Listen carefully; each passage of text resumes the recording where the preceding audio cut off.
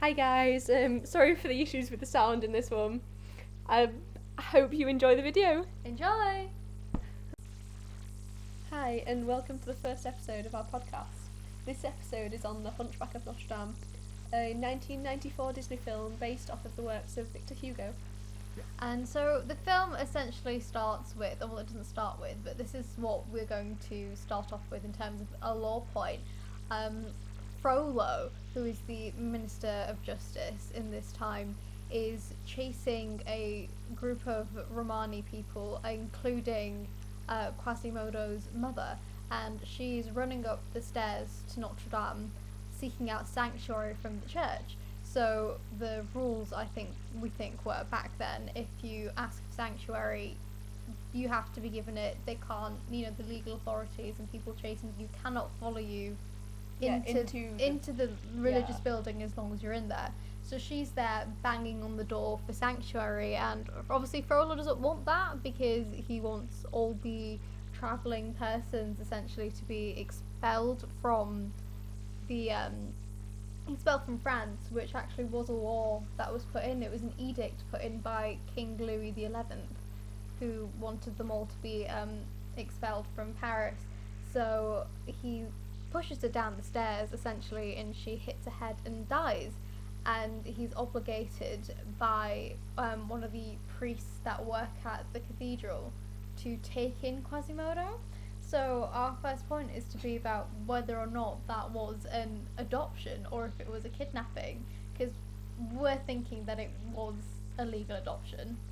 Yeah, Frollo was the Minister of Justice, and in that time he had basically full power to do whatever he wanted because of this. So in the late 1400s, France was still a monarchy, so this film is set in 1482.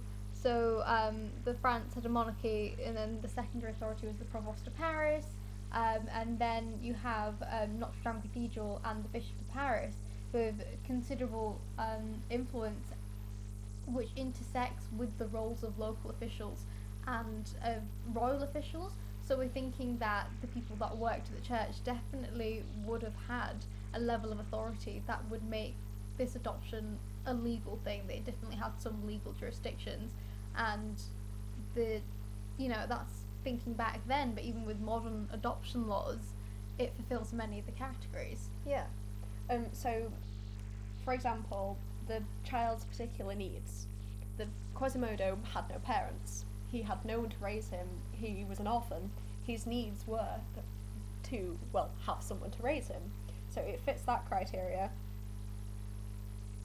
Yeah, the child's age, sex and background, the characteristics of the child don't have much of an effect other than the fact that he was deformed, and so he likely needed extra care, and so putting him in the hands of someone that said they would do this and they were going to look after him, it's obviously a good thing.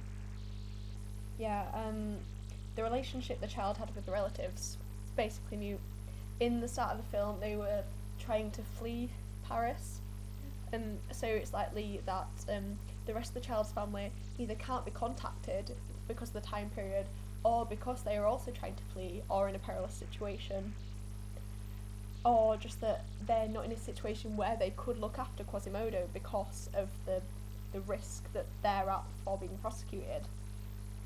So in terms of could Quasimodo have gone to another family member, the answer to that is no. Frollo was his best option at this point. Yeah, that's the main points really. Obviously they've got to consider the harm that would come to the child. We know later on in the film that Frollo was harmed, but Frollo does get harmed, but he's definitely administering a lot of harm towards Quasimodo. We see instances of neglect. We see him that's what I meant. Sorry, Quasimodo was emotional manipulation, things like that. So Quasimodo is definitely being harmed by his adoption of Frollo, but you would assume that given that Frollo was the Minister of Justice and one of the most important people in France at the time, that he had the means to look after Quasimodo, but his true nature isn't really seen until later. They assumed that Quasimodo wouldn't be harmed, which obviously nowadays a lot more would have gone into it, but I still think it fits the criteria. I think that the child wouldn't be under any harm. Yeah. So, even to do with a lot of modern day criteria, obviously applying some semantics that couldn't be changed in the film, well, in the time period of the film, I think it was a legal adoption. I think Frollo. it was a legal adoption. Yeah. I think that the church and the Cathedral of Notre-Dame specifically, because it was such a large institution, definitely had a significant enough degree of legal authority Yeah. in this time period to make it a legal adoption. And for a bit of context, is it the priest? I think it's a priest. I think it's the priest It's of never the cathedral. they never No. actually make these jobs clear. This is done off of a Google Yeah. search. So we're going with priest, or like Yeah. guy that leads services at the cathedral. Yeah. He's like the only one in the cathedral. Yeah, exactly. So it's He's just got, the guy. He's got to have some role. It could be a priest or possibly the equivalent of a prince bishop. Could be a bishop. Something like that. Yeah.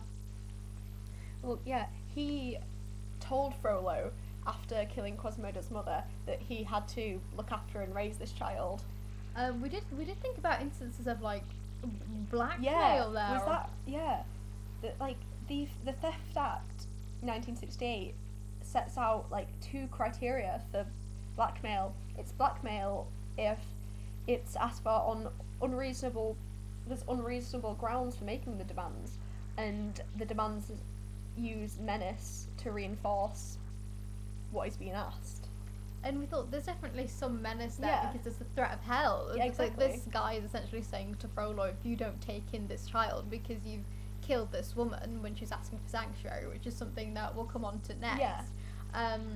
then you're going to go to hell and it's going to be a burden on your soul. So there's definite threat to Frollo there. But on another point, was that him explaining like the sense of repentance? Was that him in an official capacity saying, look, this is what's going to happen? He's not threatening, he's just informing him of what they fully believed in the time. intent thing comes Yeah. in, because what we're not sure about is the intent of this religious official when he Yeah. was saying this to Frollo. So I mean, it's clear from throughout the film that Yeah. the priest definitely, or He whatever doesn't it is, like he Frollo. doesn't- I don't think many people Yeah, like nobody Frollo in likes- this likes time Frollo. period, but it's clear that he definitely has some disregard towards Frollo, especially because of his actions. Yeah. But at the same time, if he's saying it from like this professional capacity, like he is, Yeah. we're saying he's a speaker of God, he's in a position of authority, and he's trying to advise Yeah. Frollo. But I don't ever think he said, God will send you to hell if you do this. I don't think he ever specifically said to Frollo that God is going to send you to hell. I think he would just kind of he was just kind of explaining like this is a way to avoid any possible punishments. I swear he says you must take him to Does he? child. We might have to We rewatch might part of the have clip. to rewatch it, yeah. But essentially, the religious blackmail bit is still. Yeah. I mean, is the fact that it's religious. Yeah. Does that change Yeah. things in terms Because of blackmail? religion was the same as basically as substantial as a government act would be now. So is this any different to a police officer telling someone not to commit a crime, or telling someone to do something? I mean, back then the people working at the Notre Dame Cathedral and the bishops definitely had they'd authority on moral matters. Yeah, So and- they could speak on what was moral and what wasn't moral. Yeah. So if he said that it was immoral, then his word is good for that. yeah, So I don't know. I'm not sure it was blackmail. I don't think it was personally. blackmail. I think he was more informing him of the risks and saying, "This is what you have to do now." I think so. so. he had the right to do that. He definitely has the authority Yeah. to do so. And Frollo, we can see throughout the film, is an incredibly religious man. Yeah. So he was very likely to take the words of this official anyway. Yeah. So I'm honestly not sure it was blackmail, but there could be a risk. An argument. If you can make the argument for intent, which I believe could be made. You could argue that there is some Yeah. like religiously based blackmail being used throughout the film, and I definitely think religion is used as a tool throughout Yeah. the film to justify a Yeah. lot of things that were going on. A lot of atrocities. Yeah. Yeah, and just like we'll just circle back to like religion also complexifies the matter of Quasimodo's mother just being kicked down the stairs and murdered. Yeah, exactly. Because Frollo was the Minister for Justice at the time, so he's responsible for overseeing the judicial system and, doling out punishments. Yeah. He's responsible for upholding Yeah, law. and capital, it's probably good to point out that capital punishment, obviously in this time was legal, so him killing her as a punishment would be just. Yeah, obviously from a modern perspective. That is completely wrong. That's a law being broken in this film. We don't have capital punishment just because he's a judicial figure does not mean that he can just go around killing people. There was no trial either. No trial, nothing like that. He basically just found some woman that they were supposed to be being expelled. Obviously that's not a thing now either, and he just like throws it down a staircase. So that that's not allowed. Yeah, but when if we're thinking back then, was Frollo doing anything wrong by killing Quasimodo's mother? He had the authority to do so. Yeah. The king's issued an edict. He is one of the king's men. He was quite high up. He was in the king's ear. Yeah. He had the authority to advise the king, coordinate with parliament, legal reforms, oversee the system. So if he wanted to administer the death penalty, he could have. Yeah. He could, in theory, administer the death penalty. Basically what he did. If we, not considering the sanctuary point, he was basically administering the death penalty. So he was technically, as grim as it is, fine in what he was doing. Yeah. The problem is, what does that element of sanctuary mean for the legal point there? Because how far is religion law there? Yeah. So that's quite a difficult point, because sanctuary goes back a long, long time. It goes back to ancient Greece. I think it was Rome. Was it ancient Rome? We don't have we don't have Catholicism yet. No. In ancient Greece. Yeah. So Well, sure, I saw something about. Obviously, it wasn't in. I could be wrong in this, like a religious institution, but some forms of in ancient Greece. Maybe. But if you I go to don't. like one of the gods' temples, you could in theory maybe ask for sanctuary. Yeah. I could be wrong in that. But obviously. the laws are so old, it was really difficult to find out what the law on sanctuary is. But if we think about later in the film, there's this moment where Esmeralda, who is one of the Roma people, is going to be executed, and Quasimodo saves her from her execution, takes her to the cathedral, and declares sanctuary for her. And there is definitely, when they start attacking the cathedral, that's supposed to be a really big moment at the end, where they're going against the idea of sanctuary, and it's supposed to be like so why wasn't blasphemous. Yeah. So, we see these instances of sanctuary being broken and not disrespected twice in the film at least, and it, given how shocking it is in those instances, like there is some sort of repercussion in both instances, or some sort of. He was sentenced to raise Quasimodo. That's another point actually to the blackmail that we can go back to. Was it that Frollo's committed a crime? Yeah, and that was his sentence. That he's been sentenced to. Because at the end as well, I mean, obviously, spoiler, so if you haven't watched the film, go watch the film. I should have probably said that before we started. But Frollo dies at the end. Yeah. So we don't really see the repercussions at the end, but there's this definite feeling at the end of the film that what's happening, they're attacking the cathedral, is wrong on some sort of fundamental level. So we could say that it's like a religious crime to go against sanctuary, and that Frollo was technically doing something illegal in both counts. Does that make what Frollo did at the start murder instead of enacting a punishment? Yeah, exactly. Yeah.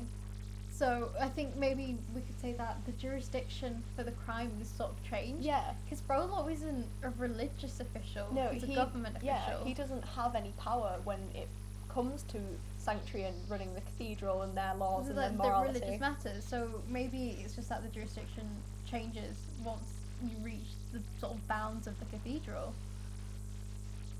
Yeah, honestly I agree with that. But then, what do you class as the bounds of cathedral? They weren't, if I'm right, they weren't yet. They were on the steps. They weren't in the cathedral. I don't know. She was knocking on the door. I think, even though she's not inside it, I think the stairs would count. I think that, yeah. I feel like anywhere on the property, on the property, would count as anywhere that the priest has, or bishop or whatever which side he was, religious official. Yeah. Any area he has control of would come under that law. Oh yeah, I think so. I think that because Frollo's sort of stepping onto religious grounds, his sort of authority there is being undercut, I'd say. Yeah. So would you say that religious laws and, well, what's the word I'm looking for? Laws put in by the monarchy are separate depending on the jurisdiction and not combined. I think they could be. Obviously, we're not even talking about our own time period. Yeah. We're trying to figure out this time period in a fictional space. Applying current applying legislations. I do think that there's probably definitely an overlap because of how big religion was back then. And even in England, religion didn't really stop being a major force until really quite recently. So I think that the church could definitely, with the power that it had back then, rival the monarchy in some way. And I think that they might even in some instances have more sway than the monarchy. It probably at some point to Frollo was seeming like a power struggle between him and the priest. Yeah, 100%. Because they were what it seems like, are equals in their respective fields. They're probably at the same point. I do think that there is a distinction between laws put in by the religion and laws put in by the monarch, and I think they sometimes might overlap, but I think there's definitely a distinction there. But there's that. But him killing just like we're going back to the monarch's laws here. King Louis put out an edict saying that all of these Romani people have to leave. Yeah. And they're being expelled from France. This is happening all over England in the sort of late 15th century. Oh, not even all over Europe in the late 15th century. So, hate crimes. Yeah. Hate crimes. It's genocide. Yeah. Towards the end. There's this part at the end where Frollo's ordered that anybody who is harbouring a Romani person, anybody who is, sympathetic towards them is now classed as a criminal, and he goes around committing arson, burning things down, causing general disorder. Yeah. And obviously from one perspective, genocide, illegal, very bad, against the Equality Act. So do we have something on the Equality Act? Yeah. Right in there. I couldn't find in the Equality Act anything specifically against genocide. Obviously, the Equality Act is against genocide, but it more talks about just not causing harm to people because of a specific, like, if they fit into one of the characteristics. And I think we decided that Romani travellers fit into the protected characteristic of race. It's, which people, this is obviously discriminating against certain classes, in this case certain races, to a very extreme extent, obviously killing them and even exiling them is obviously very so serious. Obviously from a modern standpoint, most of what Frollo's doing is illegal and completely unfounded. Back then, it was a royal decree. It was fine. There was nothing saying that he couldn't do it, and they were being discriminated against like a double count. You have to sort of just get out, to these people. But then there's also vagrancy laws, so people that were considered itinerant or homeless could face really severe penalties because, even in England we're having poor laws put out maybe a bit later, but more or less, maybe it is actually quite a bit later, but there were still sort of poor laws around, and these people, they were travellers. Yeah. So I guess in some way you could consider them itinerant or homeless. So they're not being discriminated against on a double count, but they are, because the king said made these laws, they are technically breaking the laws on a double count, even if they are completely unfounded laws. Yeah.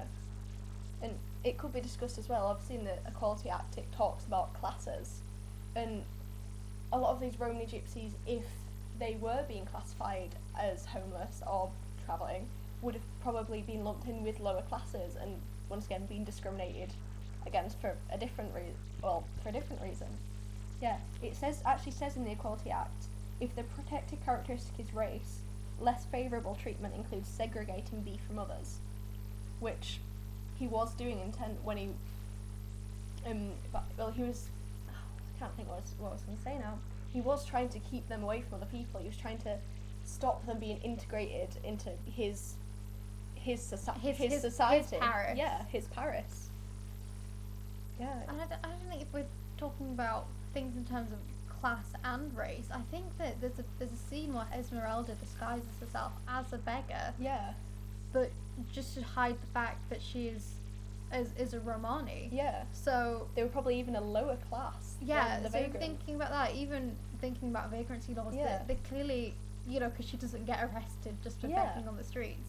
It is more of a race discrimination thing than Yeah. a sort of vagrancy kind of Yeah. thing. I don't think that comes into it as much. Just sort of another way of Yeah. sort of trying to justify that discrimination and expulsion, I guess. Probably. But there's like there's hate crime throughout the film. Yeah. We see it right There's at the hate beginning. crime to Quasimodo. Yeah, Quasimodo. Yeah. So there's something called the Festival of Fools, and Yeah. this guy just wants to go outside. Yeah, He's he just wants to have a good time. He's been locked in the guy wants a cathedral pie. his Yeah. whole Yeah, life. he was also just a point. Frollo kept him locked in the cathedral his whole life. Yeah. Neglect. We'll have to come back. Yeah, There's a lot of we'll have counts to of come back to neglect. that We'll have to come back one. to that one. There's a lot of Yeah. counts of neglect throughout it. But Quasimodo sneaks out into this festival, and everybody's sort of dressed ugly or Yeah. weird because it's the Festival of Fools, and everything's supposed to be like topsy turvy. Yeah. And he goes out, and they think he's wearing a mask, and Yeah. then they try and take it off, and they realise it's his face, which is so cruel Yeah, in that is itself. awful. But then everybody sort of goes from laughing and thinking, oh, haha, like it's like part of the festival, Yeah. to quite violent almost. They Yeah. tie him down to like this wheel thing Yeah. and start throwing things at him. Yeah. And that is a hate crime, I think. And we think we have some Yeah. legislation to back that up. I mean, it starts as from my like view of it starts as a non-criminal hate incident, where in two respects, it's just jeering. yeah, it's just jeering. It's kind of making fun, and then it very quickly escalates into a full-on hate incident where he was obviously brutally assaulted, and so obviously it's assault in the normal sense. What's the name of the legislation? What's the name of the legislation? Yeah. Oh, sorry. The Police Crime Sentencing and Courts Act of 2022. Yeah, so we're Yeah. going off of this act, but what we're classing is hate crime here. Yeah. And there's definitely assault towards the end Yeah. of it when they tie him down and start throwing things Yeah. at him, and that whole time, Frollo is Yeah. just watching. He's watching this going on, which is obviously another kind of neglect, and also probably a dereliction of his duties as the Minister of Justice. He actually encourages it. Yeah. Somebody comes up to him. I think it's Phoebus maybe. And it's one of like, the do you want to guards. stop this? He's like, yeah, we're going to stop this, and he goes, no, he No. needs to learn his lesson. Yeah. So obviously there's abusive parenting Yeah. there. Clearly Frollo wasn't actually fit to have Yeah. adopted Quasimodo, and there were no background checks Yeah. then. So at that point you think Quasimodo should have been taken out of his Yeah. care, 100%. Yeah, but I as the Minister of Justice, doesn't he have a responsibility to stop that happening anyway? Regardless of the fact that Quasimodo is his child, does he not have a responsibility to order people to stop the assault? If it were modern, then yes. Yes. But I don't know. I don't think hate crime was given what we've learnt about I don't mean as a hate crime. I just mean as an assault. as assault. I honestly, Obviously, it was a hate crime. I don't but know if assault wasn't necessarily. Yeah. I don't know if what they did was illegal back then. No. Because you used to we have very public forms Well, of yeah. punishment and humiliation that were like stocks Yeah. and things that are around anyway. I obviously in Frollo's mind, this was a punishment. This was a punishment for the crime, the perceived crime, of Quasimodo leaving the cathedral, leaving. Sort of going against what where he it's says. lost, But yeah. what he says isn't law. Yeah. So maybe it could have been a neglect of his duty Yeah. as Minister of Justice, as well as a parent. Yeah, and If neglect. there were a and, law against assault at the time. yeah.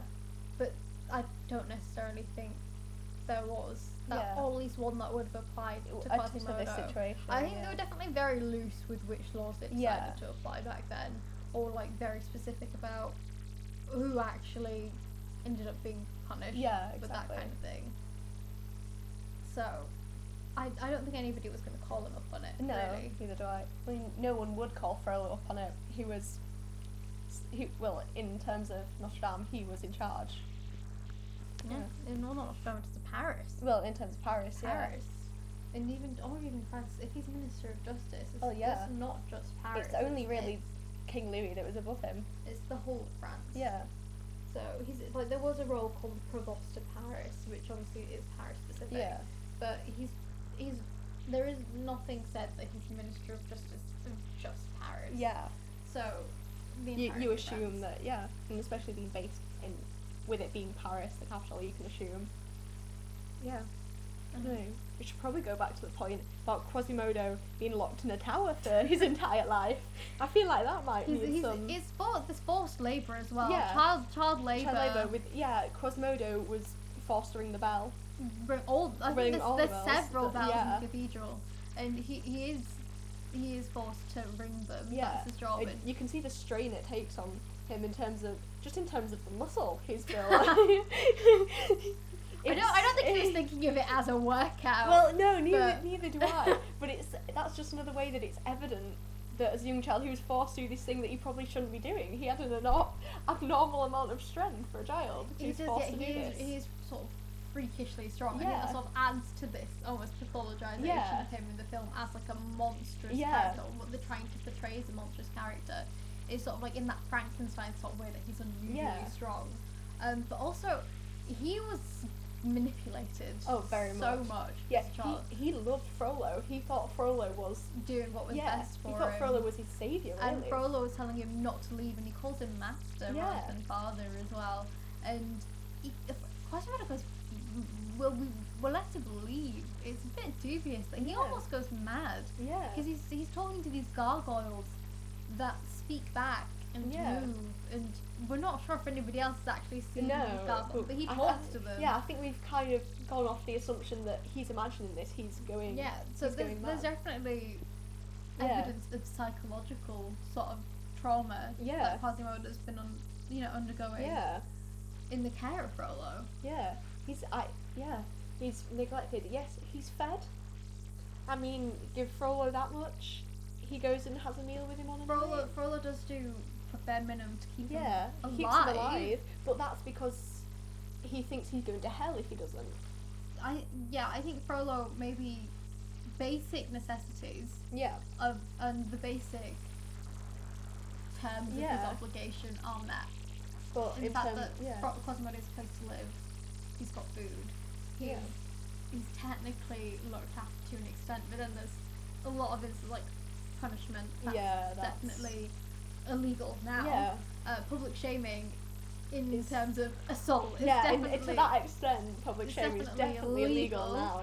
And neglect is illegal, and so is, I think, undergoing such abuse that it becomes psychological manipulation and probably coercion as well to an extent is illegal. The people that worked really close with Frollo that knew that Quasimodo was there as well, obviously breaking the law in terms of allowing this to happen. I think almost everybody in the film is breaking some sort of law, whether it's a modern law or one of the past laws, even if they're like the good guys. I think there's definitely there's one of the soldiers, and obviously soldiers were all the king, who sort of rebels and goes against what's being said, and he falls in love with Esmeralda.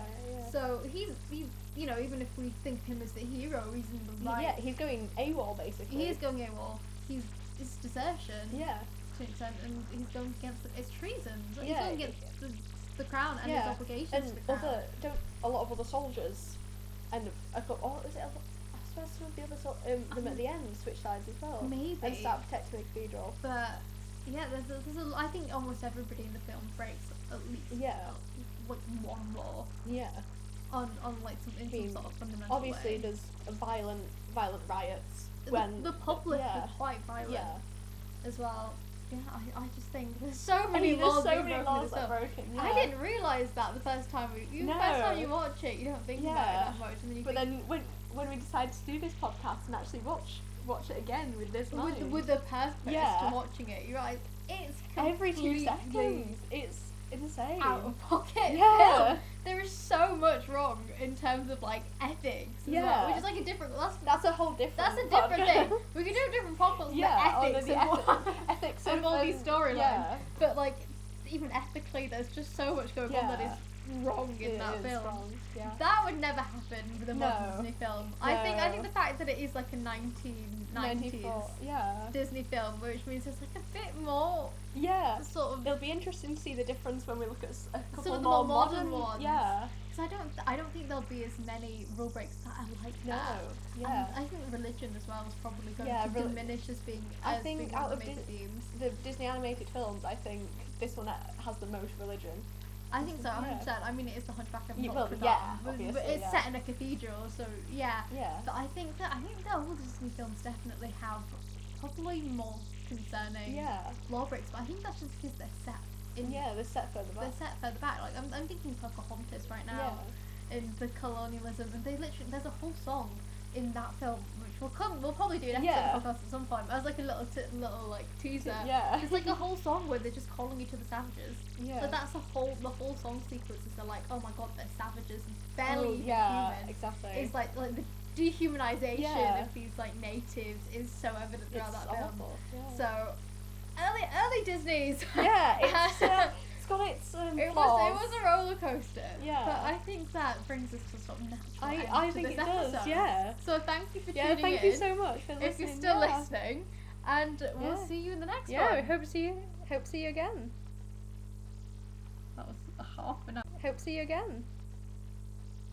That was a half an hour.